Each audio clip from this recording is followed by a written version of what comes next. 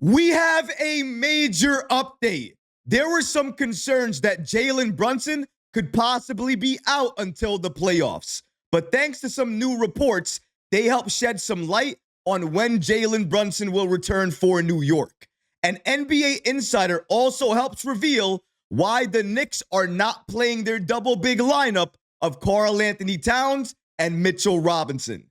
We're going to break down all of these latest reports today. But before we get started, guys, about 52% of you watching this video right now are not subscribed to the channel. If you're enjoying the content, please go ahead and hit that subscribe button because it could really support all the great content that we're creating for you. And now, let's get started. Major Jalen Brunson injury update.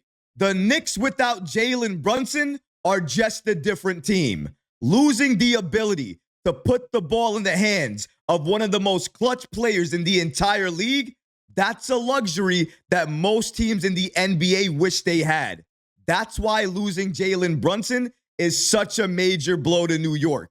When JB had that injury, initially, it was feared that Jalen Brunson could be out until the postseason. But thanks to new reports, they helped to indicate that Jalen Brunson could be back much sooner. Shout out to NBA Insider with SNY, Ian Bagley, for giving us the following updates about Jalen Brunson's ankle injury and potentially when he can return for New York. According to Bagley, the results that the Knicks have to date, it left some people with optimism, kind of breathing a sigh of relief that the Knicks avoided the worst case scenario, which in this situation would have been a grade 3 severe ankle sprain where Brunson was going to miss months into the playoffs. I think there's a belief and optimism that they've avoided that this is a shorter term thing based on the imaging. Obviously, it depends on how Jalen Brunson's ankle responds once he gets back to the practice court. But there is that optimism that he should be back before the postseason. We are not looking at the middle of the postseason here. All things considered, the Knicks dodged the bullet there because that injury did not look good. This is great news for Knicks fans. The Captain Clutch, will likely return for the Knicks during the regular season. And Jalen Brunson needs that because if he returns toward the end of the regular season, he can use those final games to get back into game shape. That way, going into the postseason, he's that same old Jalen Brunson that we need. Captain Clutch will be back. And if he's able to get back to that version or even a better version and he's well rested, the Knicks are going to be even more dangerous because having a well-rested Jalen Brunson headed into the postseason, that in itself is going to be clutch. Captain Clutch is going to be back. This is music to my ears. When I heard potentially he could be out till the playoffs, my heart sank to the floor because I didn't know how he was going to look if he came back in the postseason. And if he did come back in the postseason, when was he going to return? Thankfully, I'm not going to have to worry about that because Brunson will be coming back during the regular season. The goal for the Knicks, the entire team, is to try to stay healthy, to try to be fully healthy going into the postseason. Because a fully healthy Knicks team with even more chemistry underneath their belt, going against any team in the playoffs, they're going to be one of the hardest teams to beat. Because already, if you just look at the roster from top to bottom, just the talent, we have a championship roster. Have we been playing like a championship team? No, not during the entire season. But there have been moments where we look so good, so deadly, that no team in the NBA can touch us or even in our league. That's our potential. We have to get there. We have to build back to there. Captain Clutch is a major piece to this team. And having him back fully healthy for the postseason, that is clutch. And I am very happy to hear that. But moving on to our next topic today. One of the other things I wanted to see during this season was Karl-Anthony Towns and Mitchell Robinson taking the floor at the exact same time. I've dubbed it the double big lineup. But since Robinson's been back, we haven't seen that lineup much. And when we have seen it, it's only been on the floor for a few minutes at a time, not more than that. Now, maybe it has to do with Mitchell Robinson being on a minutes restriction. But even that, we've still seen Robinson play a lot more minutes over the course of the last few games. His minutes are starting to ramp up. But we still haven't seen a lot of Karl-Anthony Towns and Robinson share the floor together. Now, why is that the case? Because before Mitchell Robinson returned, when he was still rehabbing, Tom Thibodeau spoke at length at potentially putting Robinson and Karl-Anthony Towns on the floor at the exact same time, even potentially starting Mitchell Robinson. But now, we're rarely seeing that duo together. There has to be a reason behind it. And shout out to NBA insider Michael Scotto because he helped reveal the exact reason why the Knicks are not utilizing that double big lineup as often as most fans would like. Shout out to NBA insider Michael Scotto with Hoops Hype for giving us the following update on why the Knicks don't utilize the double big lineup of Mitchell Robinson and Karl-Anthony Towns a lot more. According to him, in terms of pairing, Mitchell Robinson with Karl-Anthony Towns, I know that Cat prefers to play the 4 at times, no question. But offensively, their floor spacing is better and the driving lanes are more open when Cat is playing the 5 and they're playing 5 out.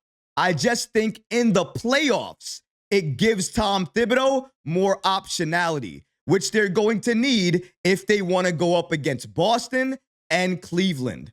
But here's one of the main reasons why we're not seeing that double big lineup. When Mitchell Robinson and OG Anunoby are on the floor together, they are one of the top defensive teams right there.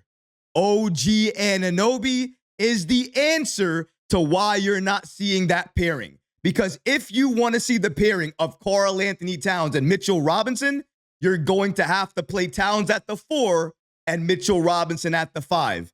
And just an observation, based on what I've seen after looking at that lineup a few times, obviously in limited minutes, sometimes I see Towns inside the paint and I see Mitchell Robinson trying to guard somebody at the 3-point line.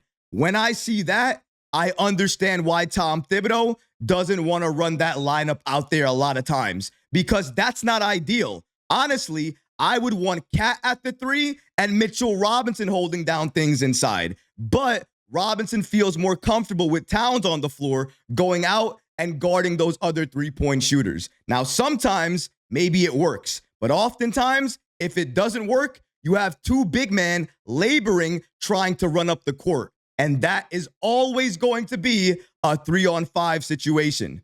Alternatively, though, if you put OG Anunoby and Mitchell Robinson out there, the defense gets even better. And when you put the ball in the hands of OG Anunoby, especially lately, he has been lighting up the opposing team.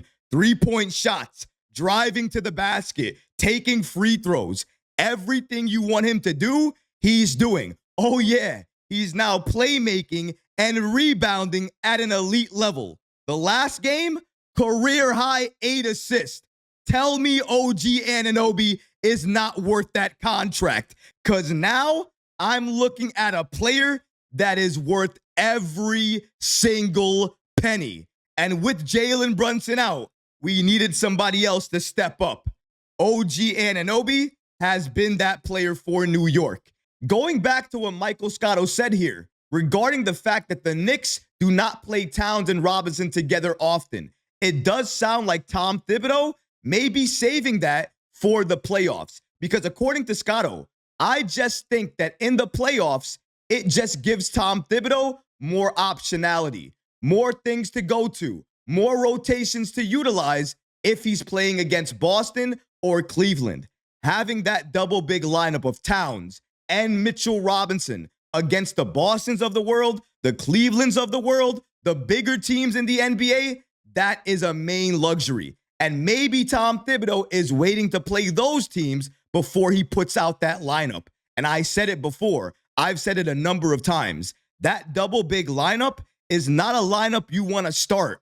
It's a weapon. and it needs to be treated that way. You can't overplay that lineup because it has a lot of weaknesses. We all can see it. And obviously, the Knicks prefer having OG Anunoby and Mitchell Robinson on the floor at the exact same time. If you're doing that, you have to make a sacrifice. And one of those sacrifices is taking one of the weapons off the shelf.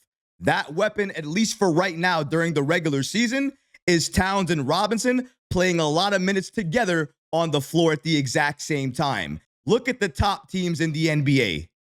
What do they have in common? They've been together for a very long time. The Knicks in year 1 are here. What about year 2? Year 3? Because the future, if you want to take a look at it, is absolutely bright.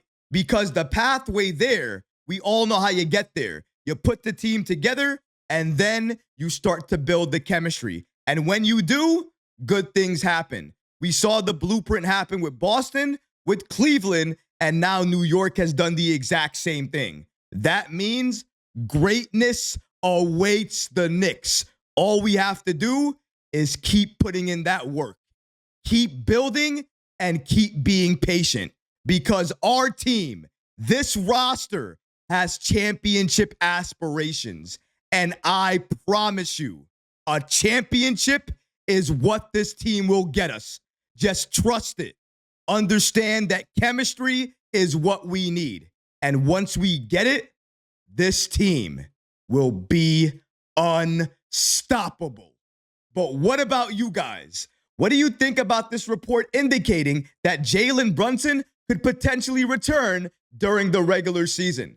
And what about the updates that we have here regarding the Knicks not utilizing this double big lineup because they prefer Mitchell Robinson and OG Anunoby on the floor together? Because when they're together, they're one of the top defensive teams in the NBA. Let me know how you feel about that in the comment section below, guys, because honestly, I would love to hear from you. But that's going to do it for this episode. I hope you enjoyed it. And if you did, go ahead and smash that like button, leave a comment below. And of course, guys, please subscribe to the channel. Until next time, Knicks fans, take care of yourself, your families, and each other. Peace and love.